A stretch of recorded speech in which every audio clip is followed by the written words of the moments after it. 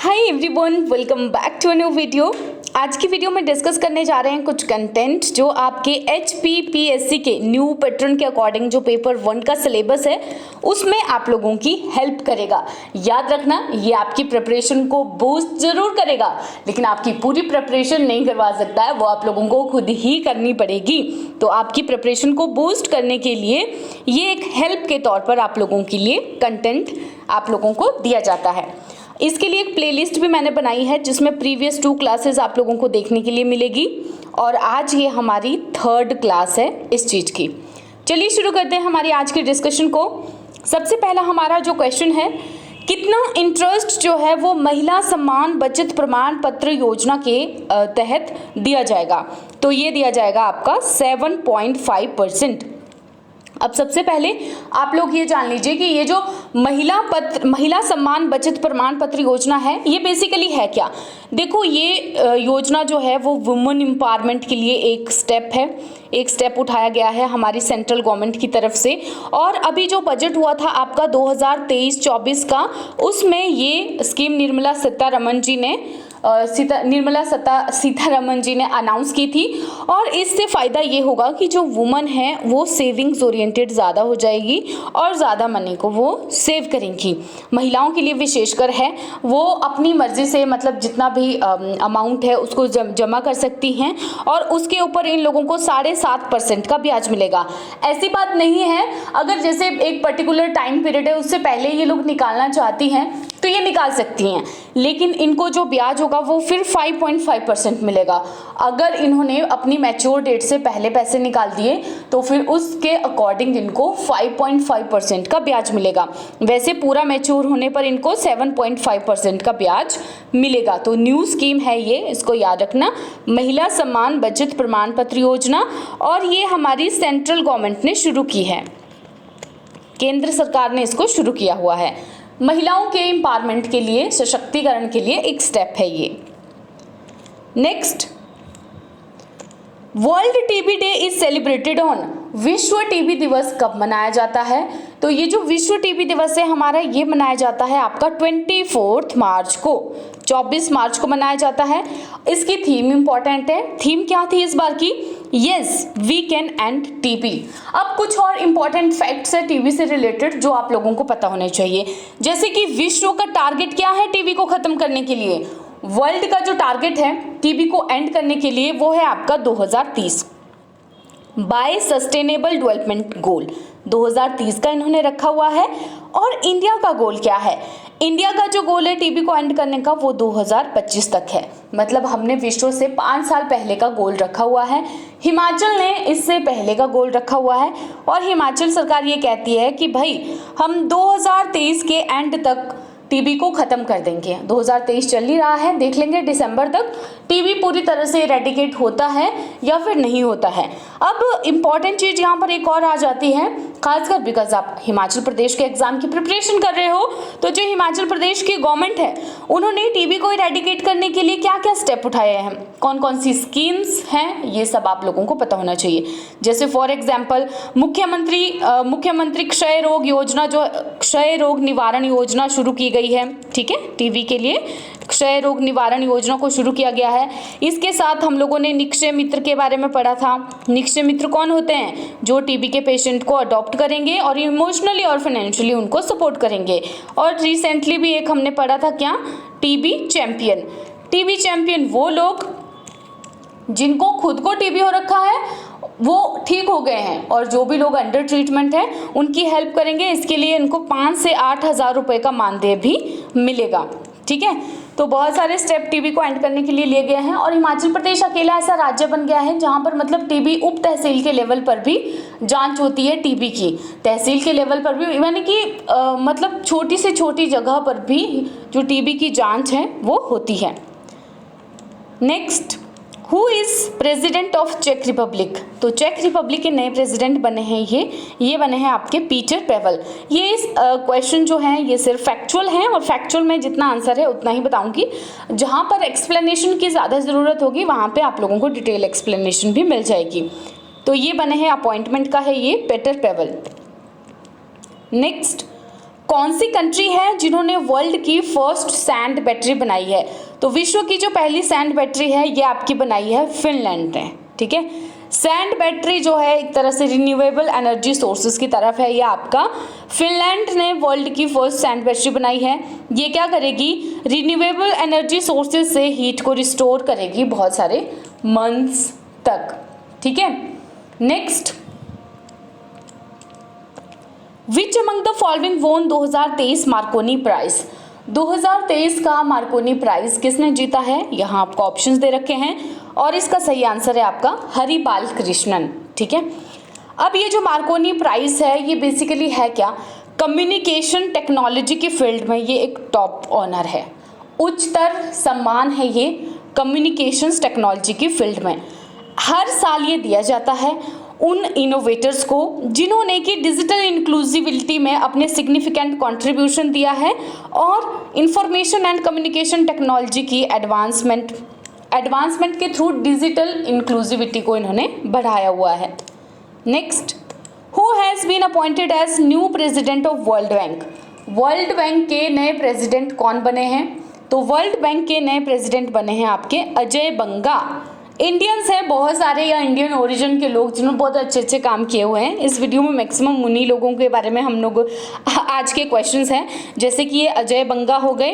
अजय बंगा जो है first Indian born nominee है वर्ल्ड बैंक प्रेसिडेंट के रोल के लिए। ठीक है, दो चीज़ें इनके साथ जुड़ गई, एक तो ये वर्ल्ड बैंक के प्रेसिडेंट बन गए और second first Indian born nominee थे ये। इससे पहले ये मास्टर कार्ड के CEO थे।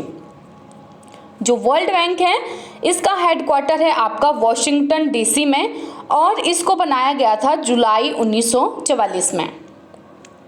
Next, who has been appointed as new CEO of NITI Aayog? NITI Aayog के नए CEO कौन बने हैं?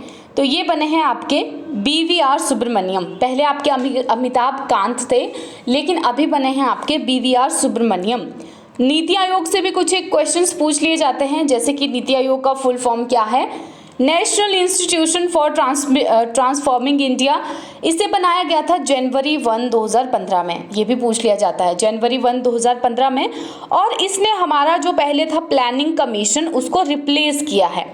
ठीक है, प्लानिंग कमीशन था जो प्लान्स बनाता था, 1 year plan, 2 year, 5 year plans जो होते थे हमारे, उनको बनाता था। तो इसकी जगह रिप्लेस किया है नीति आयोग ने। इंडिया का थिंक टैंक है ये। ठीक, इंडिया का थिंक टैंक है और इसे क्यों शुरू किया गया है? ताकि जो सस्टेनेबल डेवलपमेंट के गोल्स हैं और इसके साथ साथ ही जो कोऑपरेटिव फेडरलिज्म है उसको बढ़ाने के लिए नीति आयोग को बनाया गया था। नेक्स्ट क्वेश्चन हमारा क्वेच 23 एक नेशनल लेवल हैकेथॉन है, किस इशू को एड्रेस करने के लिए ये बनाया गया है? क्वेच 2023। यहाँ पर कुछ एक ऑप्शन दे रखे हैं, सही आंसर है हमारे यहाँ पर second, cyber security challenges. Cyber security challenges को एड्रेस करने के लिए एक हैकेथॉन, नेशनल लेवल का हैकेथॉन शुरू किया गया है जिसका नाम है आपका क्वेच 2023। आप लोगों को पता ही है कि जो साइबर क्राइम्स है वो कितने ज़्यादा बढ़ रहे हैं। साइबर क्राइम्स इंडिया में बहुत ज़्यादा बढ़ रहे हैं, जिसको एड्रेस करने के लिए ये हैकेथॉन ऑर्गेनाइज किया गया है। नेशनल लेवल का है और इंडिया की जो साइबर प्रिपेयर्डनेस है, ठीक है, उसको एडवांस करने के लिए इसको लॉन्च किया गया है। किसने ऑर्गेनाइज किया है इसको? मिनिस्ट्री ऑफ एजुकेशन का जो इनोवेशन सेल है, all India council for technical education, bureau of police research and development and Indian crime coordination centre, इन सब ने मिलकर के ये ऑर्गेनाइज किया हुआ है। नेक्स्ट, ये जो सारे क्वेश्चंस हैं ये आपको एक क्विज की फॉर्म में मिल जाएंगे हमारी वेबसाइट के ऊपर, जिसका नाम है himachalchronicle.in। ठीक है, आप इसे मोबाइल से भी खोल सकते हो और लैपटॉप से भी खोल सकते हो और इसमें आपको इसके साथ साथ ही जो करंट अफेयर्स हैं हिमाचल के वो भी एक्सेस करने के लिए मिल जाएंगे। जो भी आप वीडियोस में देखते हो और क्विक रिवीजन के लिए अगर लगता है कि यार PDF होनी चाहिए या इस तरह की नोट्स जहाँ से आप फटाफट कर सकें, तो यहाँ पर जाकर के आप इनको कर सकते हो। Next, what is the current repo rate of RBI? RBI का करंट रेपो रेट क्या है, तो ये है आपका 6.50%। सबसे पहले तो ये जान लो कि ये जो रेपो रेट है ये बेसिकली होता क्या है। देखो, ये जो रेपो रेट है ना, ये वो रेट होता है जो जिस रेट के ऊपर जो हमारा आरबीआई है वो कमर्शियल बैंक्स को लोन देता है। ठीक है, आरबीआई जो कि एक सेंट्रल बैंक है वो कमर्शियल बैंक्स को लोन देता है किसके ऊपर, रेपो रेट के ऊपर। अब का ये कितना है 6.50%। अब ये इसको क्यों बढ़ाता है आरबीआई, इस रेपो रेट को क्यों बढ़ाता है, इसलिए बढ़ाता है ताकि जो इकोनॉमी है हमारी, मनी सप्लाई वहाँ पर रोक दी जाए और प्राइस इन्फ्लेशन को वहाँ पर कंट्रोल किया जाए। अब आप लोग सोचोगे कि भाई इस आरबीआई के रेपो रेट बढ़ाने से जो इन्फ्लेशन है मार्केट में वो कैसे रुकेगी। मैं आपको एक सिंपल एग्जाम्पल से बताती हूँ। देखो, ये आरबीआई है आपका, ठीक है, आरबीआई है आपका, ये किसको लोन देता है, आपके कमर्शियल बैंक्स को ये लोन देता है। ठीक, और कमर्शियल बैंक्स जो हैं वो किसको लोन देते हैं, पीपल्स को लोन देते हैं। ठीक है, पीपल्स हो गए, चाहे वो इंडिविजुअल्स हो गए, फैमिलीज या फिर बिजनेस हो गए, इन सबको लोन देता है। अगर जो हमारा आरबीआई है वो महंगे रेट के ऊपर इन लोगों को लोन देगा, अगर वो आरबीआई जो है हमारा महंगे रेट के ऊपर लोन देगा, तो जो कमर्शियल बैंक है वो भी फर्दर महंगे रेट के ऊपर लोगों को लोन देंगे और जो लोग हैं वो फिर कम लोन लेंगे। ठीक है, क्यों लेंगे, क्योंकि इनको यहाँ पर ज़्यादा इंटरेस्ट देना पड़ रहा है। ऑब्वियस सी बात है, जो लोग यानी कि चाहे वो बिजनेसेस हो गए, चाहे वो लोग हो गए, वो कम लोन लेंगे। अब वो अगर कम लोन लेंगे तो क्या होगा, मार्केट में मनी जो है वो कम हो जाएगा, पैसा कम हो जाएगा, तो लोगों की डिमांड भी कम हो जाएगी। अब लोगों की जब डिमांड कम हो जाएगी तो उससे फिर क्या होगा, फॉर एग्जाम्पल मैं कोई सेलर हूँ, अगर मेरी किसी चीज़ की डिमांड कम है तो मैं क्या करूँगी, उसके प्राइस को डिक्रीज कर दूँगी, कम कर दूँगी। ठीक है, अब जब इसका प्राइस कम, महंगाई कैसे होती है, जब जो हमारे पैसे हैं टाइम के साथ बढ़ते बढ़ते, इन्फ्लेशन का मतलब है कि टाइम बढ़ रहा है तो पैसों की जो इम्पोर्टेंस है वो कम हो रही है। फॉर एग्जाम्पल हम लोग जब छोटे होते थे तो 1 रुपए में हम लोग 20-20 पैसे वाली कितनी सारी टॉफ़ियाँ खा लेते थे। 10 पैसे वाली, 20 पैसे वाली टॉफ़ियाँ आती थी, अगर किसी ने खाई हो तो वो खा लेते थे। आजकल के बच्चे 1 रुपए में कुछ भी नहीं खाएंगे, 10 रुपए उनके लिए 1 रुपए के बराबर है। तो इस तरह से विद टाइम के साथ जो पैसों की वैल्यू है वो कम हो जाती है। ठीक है, तो अगर इससे रिवर्स भी यही है, सपोज करो अगर जो हमारा आरबीआई है वो कमर्शियल बैंक्स को कम रुपए में देता है, कम ब्याज में लोन देता है, तो ये भी क्या करेगा, कम ब्याज में लोगों को लोन देगा।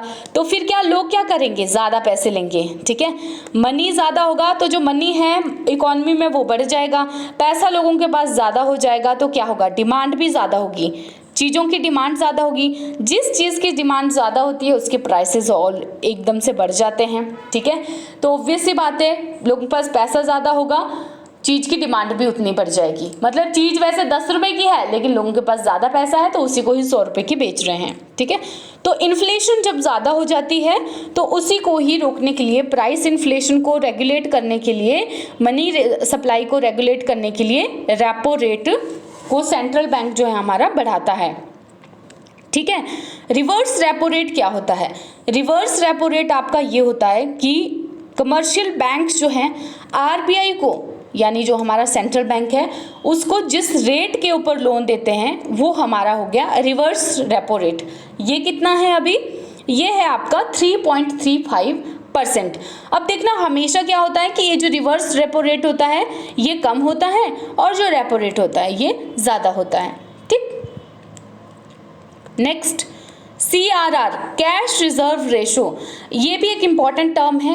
ये जो टर्म्स मैंने आपको बताई, repo rate, reverse repo rate और कैश रिजर्व रेशो, इनको एग्जाम में कई बार इनके पूछ लिए जाते हैं कि आजकल कितना है, जो ये जैसे कैश रिजर्व रेशो है ये कितना है, क्योंकि ये चेंज होते रहते हैं। तो ये जो कैश रिजर्व रेशो है ये एक बैंक का total deposits in reserves as a liquid cash, मतलब आरबीआई ने क्या बोला होता है, इन बैंक्स को बोला होता है कि भाई इतना % जो हो तुम लोग लिक्विड कैश अपने पास मेंटेन करके रखोगे। ठीक है, इसको तुम लोगों को नहीं दोगे, अपने पास मेंटेन करके रखोगे। वो कितना है, वो है आपके पास, वो है 4.5% cash reserve ratio. Next, when national science day is celebrated, national science day कब सेलिब्रेट किया जाता है आपका? तो ये जो नेशनल साइंस डे है इसे सेलिब्रेट किया जाता है आपका 28 फरवरी को। 28 फरवरी को सेलिब्रेट किया जाता है। थीम क्या थी इस बार की? Global science for global wellbeing. ठीक है, global science for global wellbeing. हर साल हम 28 फरवरी को इसे मनाते हैं ताकि जो रमन इफेक्ट है, रमन इफेक्ट को हम सेलिब्रेट कर सकें। नेक्स्ट क्वेश्चन, किस इनिशिएटिव के नीचे जो IRCTC है हमारा, वो बाबा साहिब अंबेडकर यात्रा टूर पैकेज को ऑपरेट करेगा? ठीक है, एक टूर पैकेज निकाला है बाबा साहिब अंबेडकर यात्रा टूर पैकेज। किस इनिशिएटिव के अंतर्गत IRCTC जो है इसे वो करेगा, ऑपरेट करेगा? तो ये है आपका देखो अपना देश। ठीक है, देखो अपना देश के तहत अब आप पूरे भारत में इंपॉर्टेंट प्लेसेस जो हैं उनकी यात्रा कर सकते हो।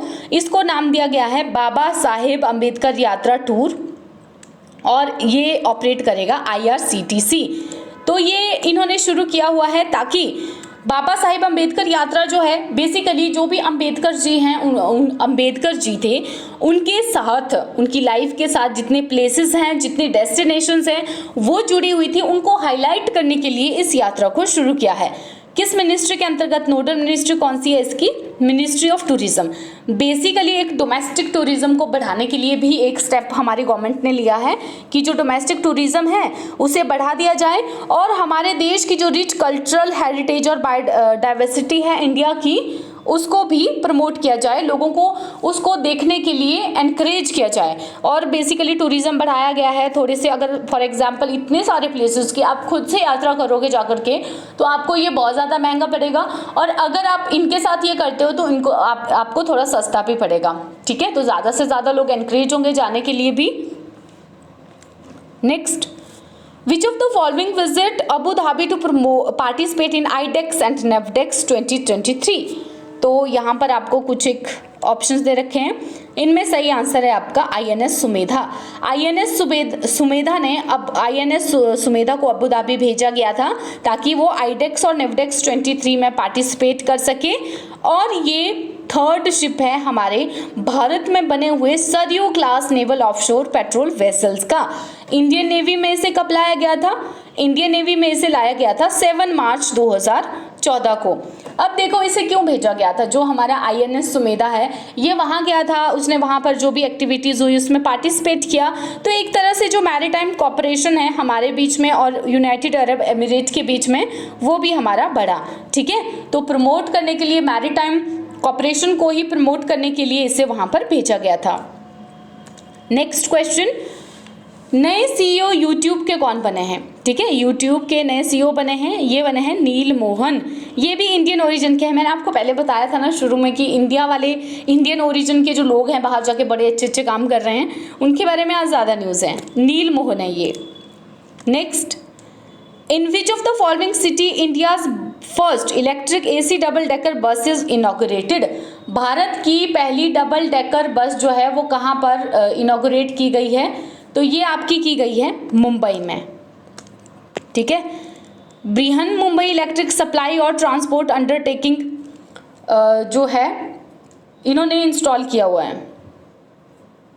Next, dust league 2023 is a military training exercise between India and which of the following country? Dust league 2023 एक मिलिट्री ट्रेनिंग एक्सरसाइज है, भारत और उज्बेकिस्तान के बीच में ये है। ठीक है, नेक्स्ट क्वेश्चन हमारा आ जाता है, डाउन सिंड्रोम डे जो है वो कब सेलिब्रेट किया जाता है आपका? तो डाउन सिंड्रोम डे आपका सेलिब्रेट किया जाता है 21 मार्च को। देखो ये डाउन सिंड्रोम क्या हो जाता है, आपका जो 21 क्रोमोसोम है इसकी ट्राइजोमी हो जाती है। ट्राइजोमी हो जाती है मतलब इसमें एक पार्ट और जुड़ जाता है। फॉर एग्जाम्पल ऐसे आपका एक क्रोमोसोम है, ठीक है, ये आपका एक क्रोमोसोम है, ठीक है, तो यहाँ पर आपका एक ऐसे आ जाएगा, एक्स्ट्रा पेयर जो है यहाँ पर आपका जुड़ जाएगा, ठीक है, एक एक्स्ट्रा पार्ट जुड़ जाएगा। ये आपका हो गया ट्राइजोमी ऑफ डाउन सिंड्रोम का, ये हो गया। अब जो ये डाउन सिंड्रोम है डे था, इसकी थीम क्या थी? Theme is very important. Theme इसकी थी कि जो भी लोगों को डिसेबिलिटीज़ हैं उनको भी फेयरली ट्रीट किया जाना चाहिए, और जैसे सब लोगों को अपॉर्चुनिटीज़ दी जाती है सेम अपॉर्चुनिटीज़ इनको भी देनी चाहिए, ताकि इनकी जो जिंदगियां हैं वो सुधर सकें। ठीक है। डाउन सिंड्रोम कैसे होता है? डाउन सिंड्रोम में जो बच्चा होता है उसका बेसिकली ये जो क्रोमोसोम है हमारा, ये बच्चे का ब्रेन कैसे डेवलप करेगा, बॉडी कैसे डेवलप करेगी, इन चीज़ों को रेगुलेट करता है। ठीक है, इससे फ़र्क पड़ता है। तो बच्चे की जो मेंटल कंडीशन है उसके ऊपर मेंटल रिटार्डनेस हो जाती है, बच्चे को मानसिक रूप से बच्चा पिछड़ जाता है एक तरह से। ऐसे चौड़े से माथे वाले बच्चे होते हैं ये। ठीक है, मतलब और भी बहुत सारे लक्षण होते हैं। मेंटल रिटार्डेड बच्चे होते हैं, डाउन सिंड्रोम जिन भी बच्चों को अगर होता है तो ये हमारे कुछ एक करंट अफेयर्स थे। आई होप आप लोगों को ये वीडियो अच्छा लगा होगा, और अपना फीडबैक ज़रूर दें कमेंट सेक्शन में। आपका फीडबैक बहुत ज़्यादा इंपॉर्टेंट है, बिकॉज आपका जो फीडबैक है वो मुझे कॉन्टीन्यूसली मोटिवेट करता है कि मैं और ज़्यादा अच्छा आप लोगों के लिए करूँ। ठीक, और वेबसाइट को विज़िट करना ज़रूर ना भूलें। फिर से बता देती हूँ, himachalchronicle.in। ठीक है, चलिए मिलेंगे नेक्स्ट वीडियो के साथ।